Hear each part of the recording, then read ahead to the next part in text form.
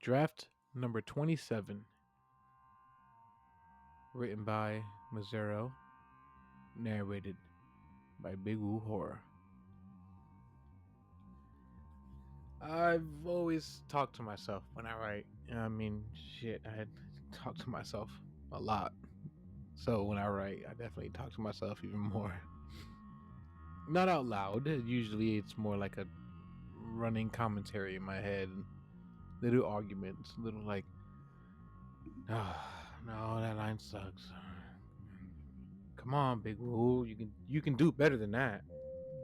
You know, stuff I thought was normal. Tonight I opened a blank document, typed the same title I always start with. Draft 27. Yeah, I don't know why I number it like that. I mean, it just feels like I've been rewriting the same damn thing forever now. So I've just stuck with it. The cursor blinked, my mind blinked back. Alright, let's hold on. Let's start with something simple, I told myself. No, no, no, no. Another voice said back. Start with something true. I frowned and mount thought like, what does that even mean? You know what it means. I sat back in the chair. Fuck. just great. I was arguing with myself again. I leaned forward and said, screw it, and typed in the opening sentence. Some nights I feel like I'm rewriting the same story. No, fuck, that's weak, I muttered. It's too obvious. I'm arguing with myself, so it's honest. My other voice replied, it's boring. It's you. I shook my head. Like, I actually shook my head. Out loud, I said, dude, relax, alright? Look, I'm just trying to get the tone right. And stop lying. About what? The reply came quick, sharp, and uncomfortably familiar. Alright, so about who this story is really about. I rubbed my face. Okay, hold on. I'm tired. Overtired. I could hear the coffee buzzing in my blood like bees. Could hear? No, could feel. I'm losing it. This happens sometimes. I get too deep into a story, and then the voice in my head starts acting like a co-writer instead of a conscious. I tried again. Took a deep breath and I typed. Mazero sits alone at his desk, trying to write, but feeling like the words keep slipping away. Oh my god, dude, too pathetic, I said. Too accurate, the voice snapped. I pushed away. Damn, okay, chill. The voice didn't soften. If anything, it leaned in. Write what's really happening. No, I don't want to. Write the part where you're scared you'll never be known. Shut up! Please, shut up. I don't want. Please be quiet. Write how you keep rewriting yourself, hoping someone will recognize the version you like best. I stared at the screen and my fingers wouldn't move. My mind felt like it had been slapped awake, you could say. Where the hell is all this coming from? I whispered. You asked for it. You're the one who said you wanted something real tonight.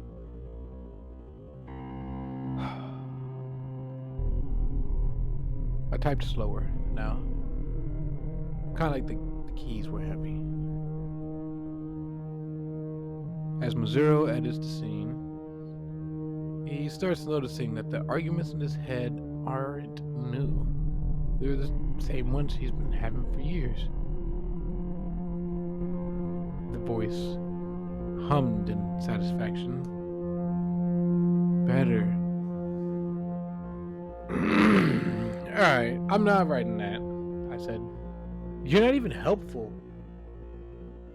Helpful isn't my job, the voice said.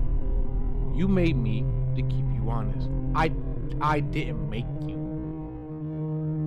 A beat. Silence. And then, really? Then who's been editing your life? My chest tightened. What? Every time something goes wrong, you rewrite it in your head. Alright? Every mistake becomes a story. Every failure turns into a draft. Every day becomes a scene. Every day. Alright, look, man. That's not true. I swallowed hard. The room suddenly felt a little bit smaller. I opened an old folder on my laptop. Stupid reflex. Like checking my past stories could prove the voice wrong. Dozens of documents stared back at me. Draft 12, Draft 13, Draft 14, all titled the same way, all started the same way. I'm at this point I started to believe I was really losing it. All ended abruptly, like someone had cut the cord right before the truth hit. My breathing got shallow. What was I even writing about all those times? I whispered. The voice gently answered back, almost kindly. You were writing you over and over, trying to make a version of yourself that felt finished. That's not possible, isn't it? Look at the scenes. Look at the dates. You don't remember half the things you wrote because you weren't recording stories, man. You were rewriting memories. I clicked one. It was about losing a friend, except I changed the ending, made it cleaner, less painful. Another one about moving out. Except in that version, I wasn't scared. I was confident, brave. I suddenly felt nauseous. Oh my God, I whispered. How long have I been doing this? The voice didn't hesitate.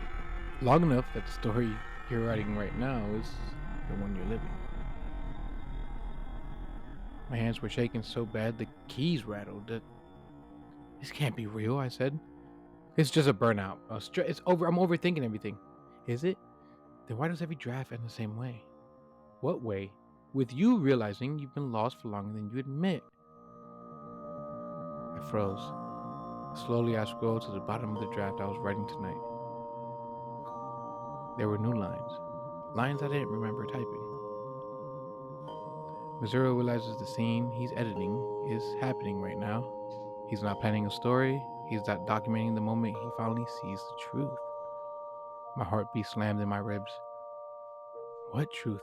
I whispered, and the voice, my voice, but older somehow, worn and honest, answered. You didn't lose your way, Mazero. You rewrote it. You've been editing your life so long you forgot which version is real, and tonight is the first draft you didn't try to fix. I sat there, staring at the screen, and for once, the voice in my head went quiet. Quiet, but present. Like a co-author, waiting for his next line, I guess.